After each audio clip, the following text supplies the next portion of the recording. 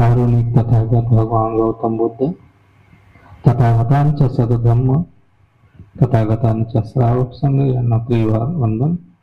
विश्वरत्न परमपूज्य बोधिसत्व डॉक्टर बाबासाहेब आंबेडकर यांना त्रिवार अभिवादन. उपस्थित उपासक उपासिका बालबालिका सर्वांना मंगल मैत्री.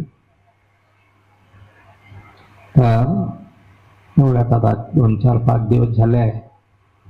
थोडा आपला धम्म म्हणजे आपला वर्षवास धम्म म्हणजे वर्षवासातला धम्म प्रवचनाच्या किंवा धम्म चर्चेच्या म्हणायचा थोडाशी त्याची गती मंदावली होती, कारण की मीच मंद. ठीक आहे, तर काही नाही, धम्माला गती देणं आपल्याच हाती आहे.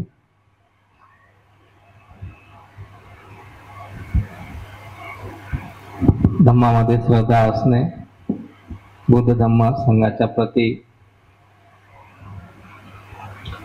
अतूट असीम अशी श्रद्धा असणे आणि धम्मपथावर शनी शनी चालून आपण आपल्यामधले असलेले वाईट गुण, वाईट विचार यांना दूर सारून कुशल गुण, कुशल विचार, पुण्यकर्म संचित करणे हेच खरं तर उपासक उपासिकांचे कर्तव्य आहे. या वर्षवासाच्या कालखंडामध्ये अशा प्रकारचे पुण्य अर्जित करायला मिळत असते. तर पुण्य अर्जित करताना कशा प्रकारे पुण्य अर्जित करायचं, विशेष पुण्य कुशल कर्म कसं करायचं, तर अनेक प्रकारे तथागतांनी सांगितलेलं आहे. पण आपण जे त्रिशरण पंचशील किंवा पंचशील महत्वाचं जे पंचशील आहे तेच कुशल कर्म आहे, ते सुगतीकडे घेऊन जाणार आहे. त्याच्या प्रती जाण असणे,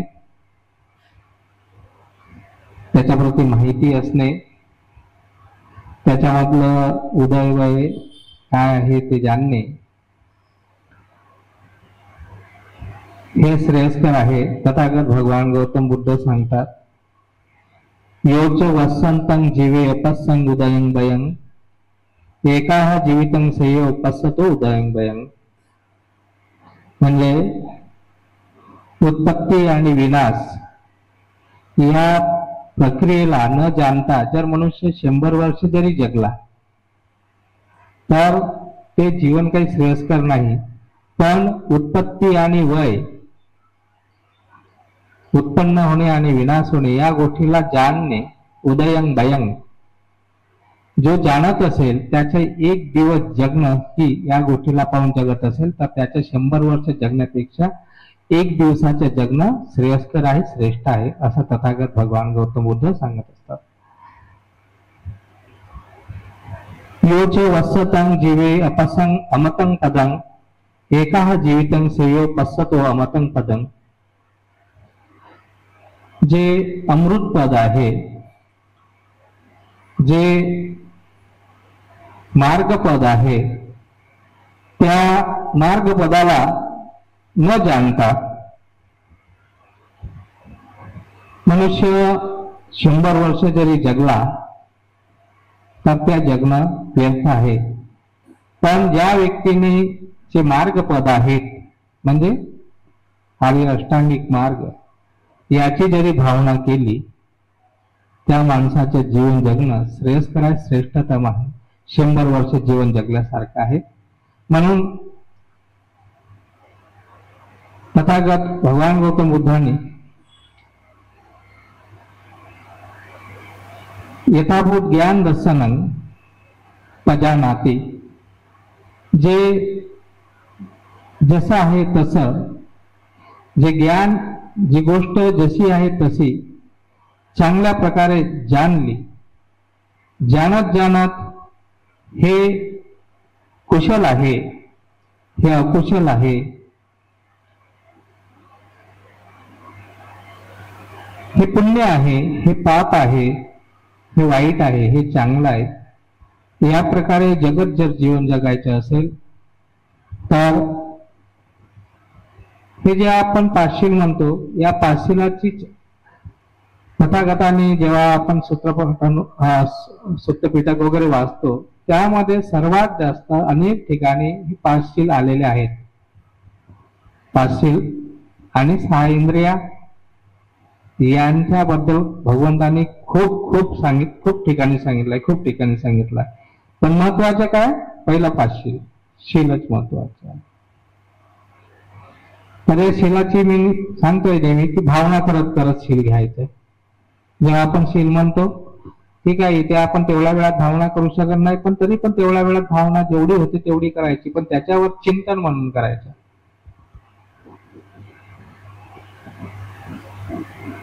तर अशा प्रकारे हे शीलाचे खूप महत्व आहे. तथागत भगवान गौतम बुद्ध एकदा असेच वैशाली जनपदामध्ये चारिका करत असताना ते केसुमती नगरीला येऊन पोहोचले. तर त्या केसुमती नगरीमध्ये जेव्हा तथागत भगवान बुद्ध तिथे आले, तेव्हा सर्व केसुमती नगरवासियांना असं कळलं की इथे तथागत सम्यक संबुद्ध आलेले आहेत, जे शाक्य कुळातून प्रवर्तित झालेले आहेत आणि ते बुद्ध आहेत, सर्वज्ञ आहेत, परत झालेले आहेत. त्यांच्या कीर्तिशब्द खूप ऐकलेला आहे. त्यांचं दर्शन घेणं सुद्धा हे खूप पुण्याचं काम आहे. आणि ते लोकांना कुशल अकुशल आणि चांगल्या प्रकारचा मार्ग स्वाख्यात करत आहेत. अशा प्रकारचे त्यांनी भगवंताच्या बद्दल अगोदर त्यांचा कीर्तिशब्द ऐकला होता. आणि जेव्हा ते केसुमती नगरीला आले, तर त्या केसुमती नगरीचे जे लोक होते त्यांना कालाम म्हणायचे. कालाम म्हणून तुम्ही म्हणता कालाम सुत्त. कालाम सुत्त म्हणजे ते केसुमती सुत्त आहे, पण आपण कालाम सुत्त असं वारंवार ऐकत असतो. तर ठीक आहे, काय हरकत नाही कालाम सुत्त होण्याला, कारण कालामांना त्या प्रकारे उपदेश दिला होता, तर कालाम सुत्तही आपण म्हणू शकतो. तर तेव्हा भगवंत जेव्हा तिथे पोहोचल्यावरती ते सर्व कालाम भगवंताच्या दर्शनाला गेले. दर्शनाला जाऊन भगवंताची विचारपूस करत, कोणी आपलं नाव सांगत, कोणी भगवंताची हालचाल विचारत, अशा प्रकारे अभिवादन करत त्यांनी भगवंताला असं म्हटलं की भगवंता, या अगोदर या आमच्या केशुमती नगरीमध्ये अनेक मताचे साधू संत येत असतात, पंडित विद्वान लोक येत असतात, आणि ते येतात आणि ते सर्व आपापलं मत मांडत असतात, आपापलं मत प्रदर्शित करत असतात. आणि आम्हाला ते ऐकायला बरंच वाटते ज्या पद्धतीने ते सांगतात. मग दुसरा येते, दुसरा आल्यावर तो आपलं मत सांगते, आणि पहिलं आलेला जेव्हा आम्ही त्यांना सांगतो की तो फलाना व्यक्ती विद्वान पंडित किंवा संत जो काही आले होते त्यांनी अशा प्रकारचं आपलं मत प्रदर्शित केलेलं आहे, तर ते त्यांच्या मताचं खंडन करून आपलं मत प्रस्थापित करण्याचा प्रयत्न करतात. तर असं अनेकदा होत असते. तेव्हा आम्हाला असं वाटतंय, आम्ही असा विचार करायला लागतो की जे साधू संत, जे पंडित विद्वान येतात ते सांगताना त्यांचं पण ऐकायला बरं वाटते, त्यांचे मतही चांगलं वाटते. पण एक गोष्ट मात्र की एक येते आणि दुसऱ्याच्या मताचं खंडन करून माझंच मत श्रेष्ठ आहे अशा प्रकारचा तो बिंबवण्याचा प्रयत्न करते. तेव्हा आम्हाला कळत नाही की कोणाचं मत स्वीकारावं, कोणाचं मत चांगलं आहे, कोणाचं मत स्वीकारण्यासारखं आहे, कोणाचं मत अस्वीकारण्यासारखं आहे, आम्हाला कळत नाही.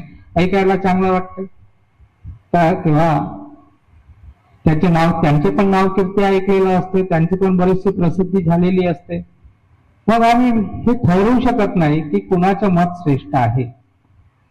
तेव्हा भगवंत अशा वेळेस आम्ही काय केलं पाहिजे? तर तेव्हा भगवान बुद्ध म्हणतात की तुम्ही जेव्हा ऐकत असता, ऐकताना तुम्ही या प्रकारे ऐकता की त्याच्या किती शब्द ऐकलेला, त्याचं नाव ऐकलेलं आहे, तो अशा प्रकारचा विद्वान आहे, कोणी भव्य दिव्य आहे, कोणाचं बोलणं वगैरे खूप सुंदर आहे, चांगल्या प्रकारे मांडतात.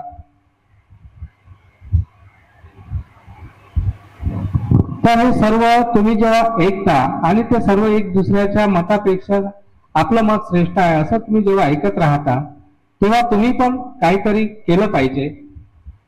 तर ती गोष्ट तुम्ही स्वतः पण आपल्या बुद्धीवर उतरवली पाहिजे, त्याला चांगल्या प्रकारे जाणण्याचा प्रयत्न केला पाहिजे, अनुभवण्याचा प्रयत्न केला पाहिजे, आणि अनुभवातून असेल तर ती गोष्ट तुम्ही स्वीकारायला पाहिजे. तर कुणाकुणाचा शब्द गोड आहेत, मृदू आहेत, कोणाचं नाव लौकिक झालेलं आहे, कोणी ज्या गोष्टी मांडतात त्या तार्किक आहेत, प्रश्न केला असता उत्तर त्याच्या बरोबर येत आहे असं पण दिसते.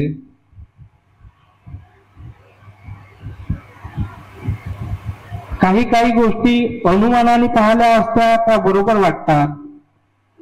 तर अनेक प्रकाराने सांगणारे येतात, सांगतात, पण आपण ऐकत असताना त्या गोष्टी आपण आपल्या बुद्धीवर स्वतःवर घटून पाहायला पाहिजे. म्हणजे बुद्ध काय म्हणतात, प्रश्न केले उत्तर जरी पहिलं बरोबर आलं तरी तुम्ही स्वीकारू नका.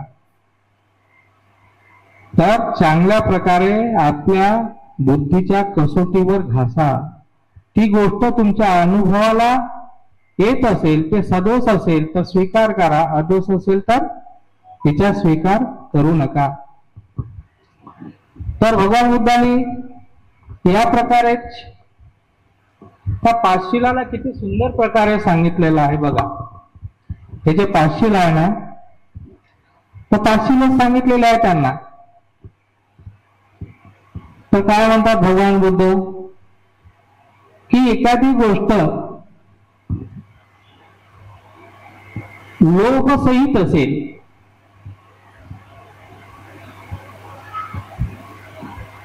लोभसहित असेल आणि लोभासहित तुम्ही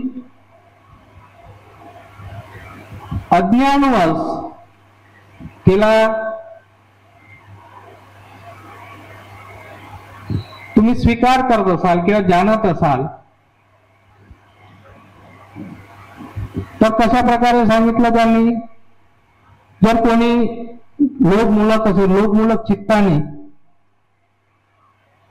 तर त्यामध्ये 4 शील सांगितलेले आहे, पण 5 शील महत्वाचे आहे. आजच्या काळाच्या नुसार 5 शील महत्वाचे. जर एखादा व्यक्ती जीव हत्या करत असेल, एखादा कोणी चोरी करत असेल, ज्यामध्ये चोरी करण्याची चेतना असेल, हत्या करण्याची चेतना असेल, व्यभिचाराची गोष्ट त्याच्यामध्ये असेल, किंवा असत्य बोलण्याची ज्यामध्ये गोष्ट असेल, ज्यामुळे इतरांचं अहित होत असेल किंवा स्वतःचं अहित होत असेल आणि ती सदोष असेल, तर ही गोष्ट स्वीकारण्यासारखी आहे का? हा विचारते. ही गोष्ट स्वीकारण्यासारखी आहे का? जर कोणी विज्ञ व्यक्ती असेल, चांगला सुज्ञ व्यक्ती असेल आणि त्यांच्याकडून ती गोष्ट निंदक असेल, ती गोष्ट निंदा करण्यासारखी असेल, जी प्रशंसा करण्यासारखी नसेल, तर ती गोष्ट सदोष आहे का हे आपण पाहायला पाहिजे. त्याच प्रकारे अलोक जसा आहे, त्याच प्रकारे एखादी गोष्ट अद्वेष असेल, म्हणजे सदेश म्हणजे द्वेषाच्या सहित असेल, सदोष असेल आणि दोषाच्या सहित असून दोषमूलक चित्ताने जर त्यामध्ये चेतना किंवा कार्य असेल, हत्या करण्याचे कार्य असेल किंवा व्यभिचार करण्याचे कार्य असेल किंवा चोरी करण्याचे कार्य असेल किंवा जे असत्य भाषण असेल आणि ते द्वेषमूलक चित्ताने जर केलं गेलं असेल, सज्ञ लोकांकडून, पंडित लोकांकडून ते निंदनीय असेल, अप्रशंसनीय असेल, तर ही गोष्ट स्वीकारनीय आहे का? तर ते म्हणतात नाही. त्याच प्रकारे एखादी गोष्ट आम्ही बेहोशी मधूनच ऐकत आहोत, अज्ञानातूनच ऐकत आहोत आणि त्याच प्रकारे जीवन जगत येत आहोत, त्याच प्रकारे ऐकत येत आहोत, त्याच प्रकारे कार्य करत येत आहोत आणि त्यामध्ये लाभाची गोष्ट असेल किंवा त्यामध्ये माणूस खूप आसक्त झालेला असेल किंवा ज्या गोष्टीमध्ये तो आसक्त असेल किंवा द्वेषमूलक असेल किंवा लोभमूलक असेल आणि तो जाणतच नाही की यामध्ये हे आहेत का, त्याच्यामध्ये जीवहत्या होते आहे का, चोरी होते आहे का, व्यभिचार होते आहे का, किंवा असत्य भाषण होत आहे का, जी प्रशंसनीय म्हणजे जे सज्ञ लोक आहेत त्यांच्याकडून निंदा करणाऱ्यासारखी तर नाही ना. आणि जर असेल निंदा करणाऱ्यासारखी असेल किंवा अप्रशंसनीय असेल किंवा जे केल्याने माणसाला दुःख उत्पन्न होत असेल किंवा इतरांना दुःखी करत असेल, तर अशी गोष्ट स्वीकारणी आहे का? तर ते म्हणाले भगवंता नाही, ही गोष्ट स्वीकारणी नाही आहे. मग त्यांनी त्याला पुन्हा चांगल्या प्रकारे सरळ करून सांगितलं. भगवंतांनी की कालानानं कोणाचे व्यक्तिमत्व कितीही भव्य दिव्य असेल, कोणाची वाणी ऐकायला खूप सुंदर असेल, ते शास्त्रपूर्ण संमत असेल, तरी त्या गोष्टींना तुम्ही स्वीकारू नका. जोपर्यंत ती गोष्ट तुम्ही चांगल्या प्रकारे जाणत नाही, स्वतः त्याचा अनुभव घेत नाही, तोपर्यंत ती गोष्ट स्वीकारू नये. त्याच प्रकारे भगवंताने विचारलं, एखादा व्यक्ती असेल जो जीव हत्या करत नाही, ज्याच्या वाणीमध्ये सुद्धा, ज्याच्या चित्तामध्ये सुद्धा जीव हत्या करण्याची चेतना नाही, वाणीत तशा प्रकारचा शब्द नाही, अशा प्रकारे एखादा व्यक्ती कार्य करत असेल किंवा एखादा व्यक्ती ज्यामध्ये चोरी करण्याची चेतना नाही, कुणाला चोरीसाठी प्रवृत्त करण्याच्या त्याच्यामध्ये शब्द नाही, शब्दाचा वापर करत नाही किंवा कुणामध्ये चेतना जगवत नाही,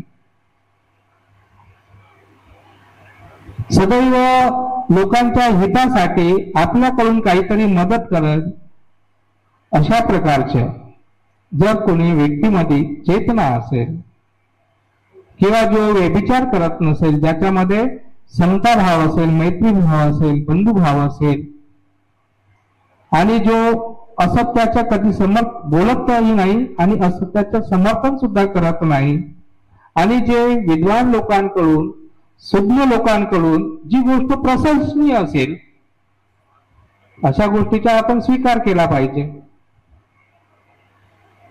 तर भगवान बुद्धांनी सांगितलं की मी जेव्हा सांगत आहे तरी माझे तुम्ही स्वीकार करू नका. या प्रकारे तुम्ही स्वतःमध्ये त्या गोष्टींना जाणून बघा, त्याला भाविक करून बघा की या गोष्टी, या सदोष गोष्टी माझ्यामध्ये आहेत का, की या सदोष गोष्टी माझ्यामध्ये नाही, अदोष, मी या गोष्टीपासून अदोष आहे. चांगल्या गोष्टी असतील आणि त्यापासून जर मी अदोष असेल, निर्लिप्त असेल, माझ्यामध्ये अवयव असेल, तर अशा गोष्टी आपण स्वीकारल्या पाहिजे. दुसऱ्यांमध्ये जरी त्या गोष्टी असतील की ते अद्वेष असतील, त्यांच्यामध्ये कसल्या प्रकारचा लोभ नसेल आणि कसल्या प्रकारचा द्वेष नसेल आणि अशा प्रकारे ते कार्य स्वतःच्या हितासाठी आणि इतरांच्या हितासाठी चांगल्या प्रकारे कुशल कर्म करत असेल, ही गोष्ट माणसाने स्वीकारली पाहिजे. तर एवढ्यावरच होणार नाही. पहा भगवान बुद्ध काय म्हणतात, एवढ्यावरच होणार नाही. आता हे झालं शील. भगवान बुद्ध तिथून त्यांना निर्वाणाकडे घेऊन जातात. बघा, तर भगवान बुद्ध काय म्हणतात, आपण आपल्या चित्ताला मैत्रीयुक्त केलं पाहिजे म्हणतात.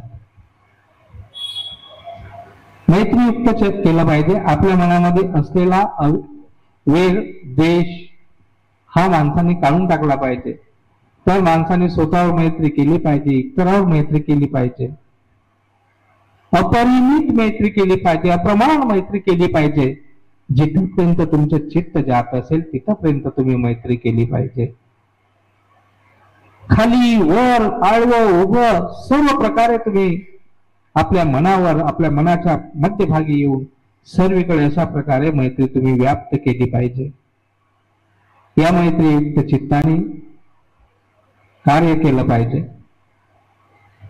ही मैत्रीयुक्त चित्त जर तुमच्यामध्ये असेल तर कशा प्रकारची जीव हत्या करण्याची चेतना तुमच्यामध्ये येणार नाही. त्याच प्रकारे करुणा जी आहे, सर्व प्राणी मात्राबद्दल तुमच्या मनामध्ये करुणा असली पाहिजे. तर करुणा सुद्धा याच प्रकारे, ज्या प्रकारे आम्ही मैत्री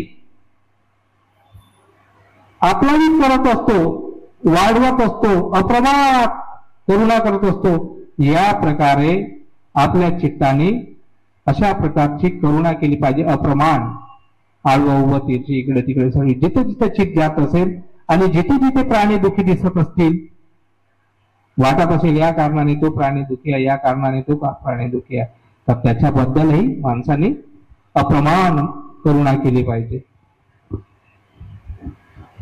त्यापेक्षा अधिक सांगतात, इतरांना आनंदित पाहून, इतरांना प्रसन्न पाहून आपण आपल्या मनामध्ये आनंद किंवा प्रसन्नता व्यक्त केली पाहिजे. इतरांची प्रगती पाहून, इतरांचे सुख पाहून आपल्या मनामध्ये सुख उत्पन्न झालं पाहिजे, आनंद मोद उत्पन्न झाला पाहिजे. याला सुद्धा अशा प्रकारे अप्रमाणात वाढवलं पाहिजे. हे कुशल कर्म आहे. त्याचप्रमाणे कुणाकडूनही काही अपेक्षा न करता हे चारही शिलाचे अकुशल कर्म काय होते, चारही शिलाचे भंग केल्यामुळं, द्वेषामुळं, लोभामुळं, मोहामुळं जीवहत्या होते. चोरी करते माणूस, चोरी कर्म अशा प्रकारची कुठून तरी, चोरी म्हणजे नुसताच चोरी नाही, कुठल्याही प्रकारे लुबाडणे वगैरे, फसवणे, भ्रष्टाचार करणे एक प्रकारची चोरी आहे. तर या प्रकारे सर्वच प्रकारे तुम्ही मैत्रीयुक्त चित्ताने केलं पाहिजे. अद्वेष, निर्दोष चित्ताने केलं पाहिजे. अवेर चित्ताने कार्य केलं पाहिजे. आणि सर्वच प्रकारचे, जसं कामी समित्याचार असेल तिथे समता, बंधुभाव, तिथे सुद्धा मैत्री, तिथे सुद्धा उपेक्षा भाव वगैरे, या प्रकारे आपल्या सर्व गोष्टींना, कोणत्याही गोष्टीला मी माझ्या धरून न ठेवता प्रत्येक गोष्टीला उपेक्षा, कसल्या प्रकारची अपेक्षा न करता उपेक्षा भावनेने त्या उपेक्षाला सुद्धा आपण वाढवलं पाहिजे. या प्रकारे जर आपण भावना करत असाल तर तुमचे कुशल कर्म वाढतील. जे तुम्ही स्वतःमध्ये बघितल्यावर निर्दोष असे वाटतील, करणीय वाटतील, स्वतःसाठी हितकर वाटतील, इतरांसाठी हितकर वाटतील. या प्रकारे जर तुम्ही भावना केली, या सर्व अकुशल अज्ञान जे आहे, अविद्या जे आहे, लोभ जो आहे, हे जे दुःखाचे कारण आहेत, ज्या कारणांमुळे दुःख उत्पन्न होत असते, या गोष्टींना तुम्ही हटवू शकाल. आणि या गोष्टीला हटवल्यामुळे तुम्हाला याच जन्मामध्ये म्हणजे असं परमसुखाचं तुम्हाला लाभ होऊ शकते. जर तुम्हाला या गोष्टीमध्ये पाहताना असं वाटत असेल की असे कर्म करून आम्हाला स्वर्गसुख किंवा सुगती प्राप्त होत असेल, किंवा जीवन जगत असताना स्वर्गासारखं जीवन जगायला भेटत असेल, किंवा मेल्यानंतर आम्हाला स्वर्गात उत्पन्न व्हायला पाहिजे, अशा प्रकारची कामना असेल, तर अशा प्रकारचे चित्त कराल तर अशा प्रकारचा तुम्हाला निश्चितच लाभ होईल. ही गोष्ट स्वीकारणे आहे. हे तुम्ही तुमच्या बुद्धीवर हिला घासून बघितलं पाहिजे. हिचा अनुभव घेऊन आपण या प्रकारे झालं पाहिजे. जर ती गोष्ट अनुभूतीच्या आधारावर सत्य उतरत असेल, सुखकर असेल, कोणाच्या हित करणारा नसेल, तर अशा गोष्टीचा आपण स्वीकार केला पाहिजे. तर या प्रकारे तथागताने त्यांना सांगण्याचा प्रयत्न केला. पण ते काय म्हणतात, जर तुम्ही अशा गोष्टीचा स्वीकार केला तर याच जन्मामध्ये तुम्हाला स्वर्गसुख अथवा मेल्यानंतर स्वर्गसुख, जर तुम्हाला स्वर्गामध्ये तुमची काय म्हणतात त्याला, हे नसेल, विश्वास नसेल, जर स्वर्ग किंवा पुनर्जन्म तुमचा विश्वास नसेल, तर कमीत कमी ही गोष्ट केल्यामुळे याच जन्मामध्ये आपल्याला सुख आणि निर्दोष असं जीवन जगायला भेटते, ज्यामुळं मलाही सुख प्राप्त होते आणि मी कुणालाही दुखी करत नाही, कुणाकडून मीही दुखी होत नाही. तर कमीत कमी या जन्मामध्ये तुम्हाला सुख प्राप्त करायला भेटते, मरत असताना तुम्हाला कसल्या प्रकारचे दुःख होत नाही. हे साक्षात फळ आहे तुम्हाला पाहण्यासाठी. तेही तुम्ही तुमच्या अनुभूतीवर पाहिलं पाहिजे की हे कर्म करून मला दुःख होत आहे का, की हे कुशल कर्म करून मला सुख होत आहे का, हे तुम्ही बघितलं पाहिजे. हे निंदनीय लोकांपासून, विज्ञ लोकांपासून, सुज्ञ लोकांपासून, पंडित लोकांपासून निंदनीय तर नाही ना, प्रशंसनीय आहे ना. आणि जर असेल तर अशा गोष्टीचा आपण स्वीकार केला पाहिजे. तर अशा प्रकारे तथागतांनी त्यांना स्वर्गसुख दाखवलं, पण त्यांनी त्यांना तिथेही सांगितलं की तुमचा जर त्याच्यावर विश्वास नसेल तर कमीत कमी जीवन जगत असताना इथे तर तुम्हाला स्वर्गासारखं जीवन जगायला, आनंदी जीवन जगायला, सुखपूर्वक जीवन जगायला, हा निदुःख जीवन जगायला भेटत आहे. तर हे गोष्ट आपण स्वीकारणी आहे. तर अशा प्रकारे तथागत भगवान गौतम बुद्धांनी म्हणजे आज हे जे शील आहे, या शीलाबद्दल हे जे राग, लोभ, द्वेष आहे कसे कमी करायचे आणि त्यामध्ये 4 ब्रह्मविहाराचा कसा वापर करून घ्यायचा आणि तोही आपल्या अनुभूतीच्या आधारावर कशा प्रकारे आपण त्याला भावित करायचं, आणि भावित जर होत असेल ते तुम्ही जर भावित केलं असेल आणि स्वीकारनीय असेल तर स्वीकारा, अन्यथा ते स्वीकारू नका. तर अशा प्रकारे तथागत भगवान गौतम बुद्धांनी कालामांना अशा प्रकारचा उपदेश दिला. सर्वांनी त्यांना त्यांच्या भाषणाच्या, संभाषणाच्या, त्यांनी सांगितलेल्या धर्माचे अनुमोदन केलं आणि तिथले सर्व कालाम बुद्धाला, धम्माला आणि संघाला शरण आले. आपणही अशाच प्रकारे आपली चित्ताची अवस्था कुशल कर्माकडे वळवून आपणही जे गोष्ट करणीय आहे तिला केली पाहिजे. विज्ञ लोकांकडून जर समजा प्रशंसनीय आहे तर ती वारंवार केली पाहिजे, की कुशल असेल, आपल्या हिताची असेल, इतरांच्या हिताची असेल, केली पाहिजे, जी कुणालाही दुःख होणार नाही, आपल्यालाही दुःख होणार नाही, अशी गोष्ट आपण केली पाहिजे. इतरांनाही ते करण्यासाठी प्रवृत्त केलं पाहिजे. आणि अशा प्रकारे भगवंतांनी सांगितलेल्या या धम्मप्रवचनाचा केशवमती सूत्राचा आपणही अनुमोदन केलं पाहिजे. सर्वांनी एक साधुता दिला पाहिजे. सा